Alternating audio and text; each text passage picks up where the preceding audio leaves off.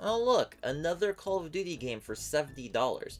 You know, Call of Duty has never been the type of game I've gotten into, at least in comparison to all the other fantastic games that released in 2023 alone.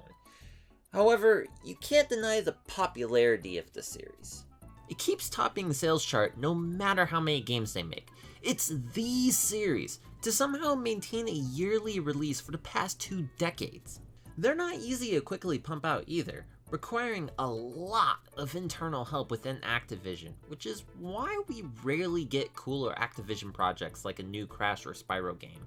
I mean, look at all these studios on the back of Modern Warfare's 3 box. You thought Assassin's Creed was oversaturated with 13 mainline installments? Yeah, try 20. While the franchise is still considered commercially and financially successful, the series just kinda exists, and I don't hear many people talk about it nowadays. At least not positively. Probably because the series already peaked during the 7th console generation with titles like Modern Warfare and Black Ops. Now, that was the shit back in the day, regardless of whether you're invested in those games or not. Especially when Zombies was introduced in later installments. Granted, a lot of Call of Duty fans tend to be Xbox 360 gamers. I was a PS3 gamer in my childhood, which means I had my own set of priorities. Although, you know what I never hear anyone talk about? The game that started it all, of course, Call of Duty, the original 2003 PC game. I mean, it does have all the critical praise. Hell, it even won the DICE Game of the Year award against Sands of Time and Knights of the Old Republic. The Dragon Age Inquisition of first-person shooters. You know, if I'm gonna think about playing any of the Call of Duty games, I might as well go back to the one that started it all. Hold up, let me double check the box. Call of Duty. Yep, this is in fact the very first one. Which also happens to be my very first PC game for the collection. I mean, come on, it's complete in box that I picked up for $3 at Game On Expo. Granted, I didn't realize that my hand was actually covering a $5 tag when I asked for the price, so, oops. Unlike the rest of the franchise that gets the usual multi-platform releases, the original was only released on PC. And the Nokia N-Gage.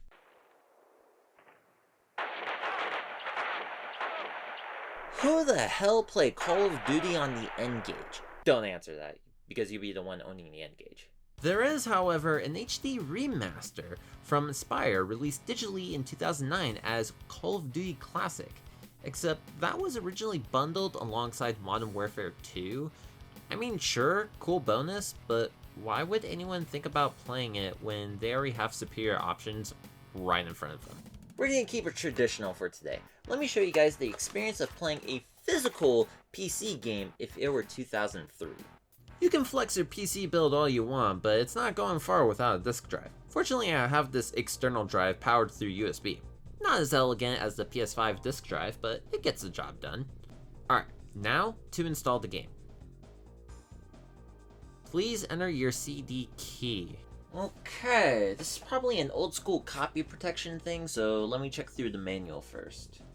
Your unique CD key is affixed to the back cover of the CD booklet.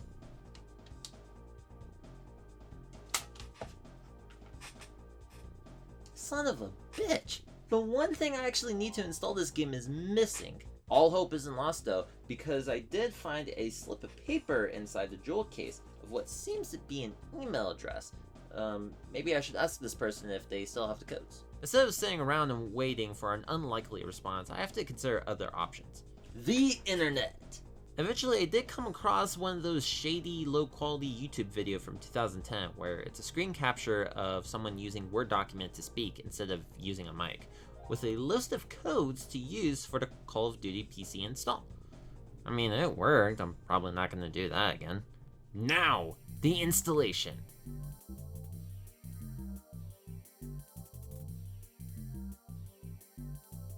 Ah, yes, I forgot. This is actually a 2-disc game. Console gamers should be familiar with this trend by now.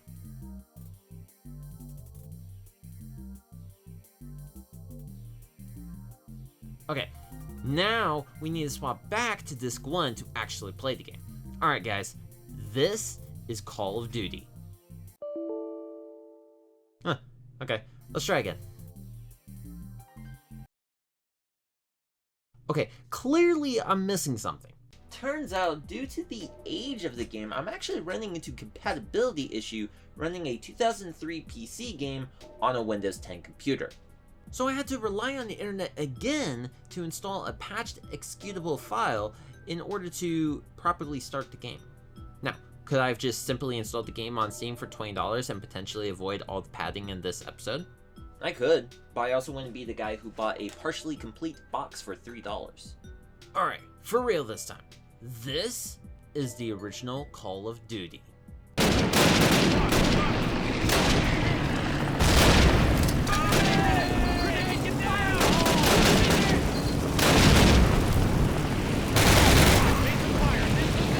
This is Medal of Honor.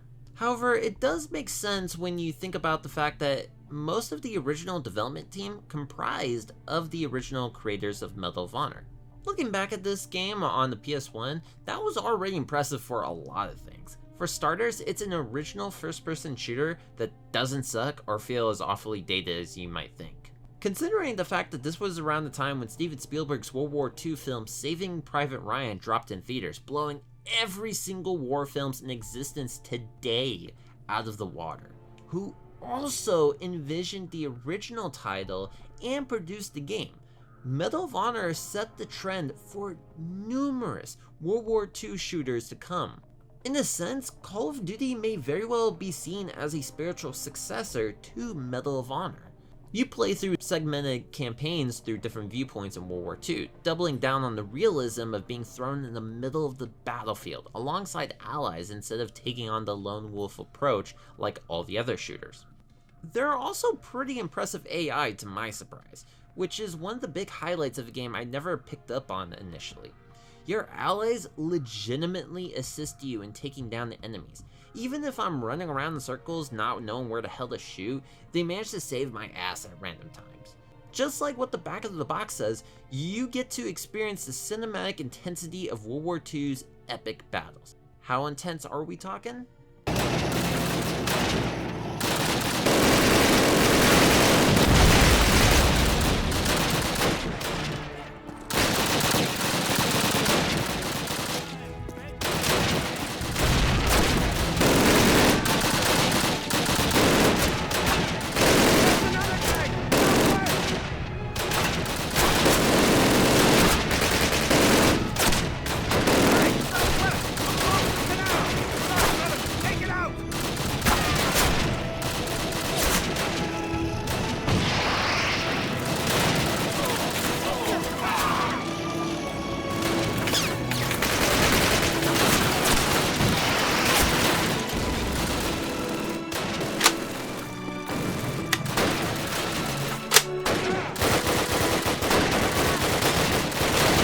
Jesus Christ, this game supported 7.1 surround sound in 2003. Not even my dad had that kind of setup in his living room.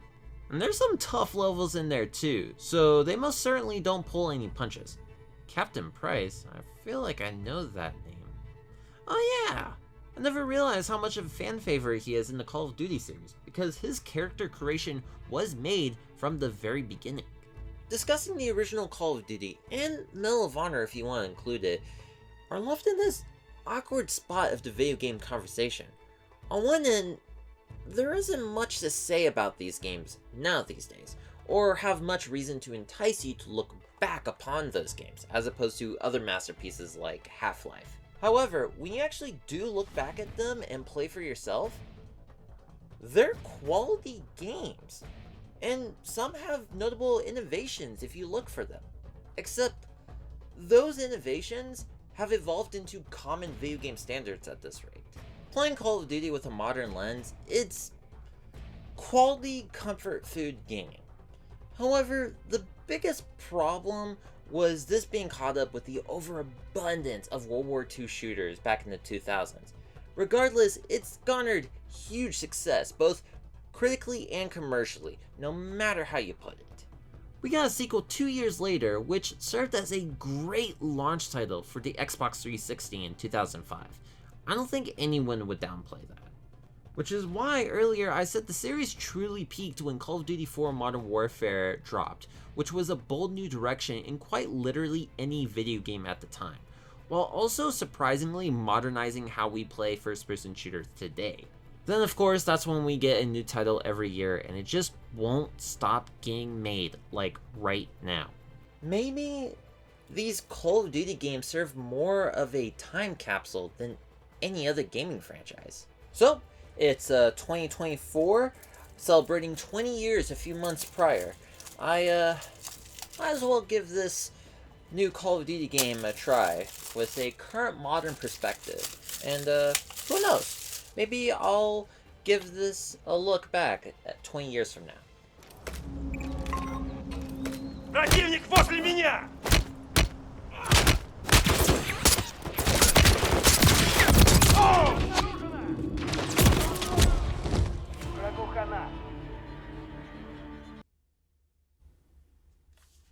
This game truly doesn't get the amount of respect it deserves.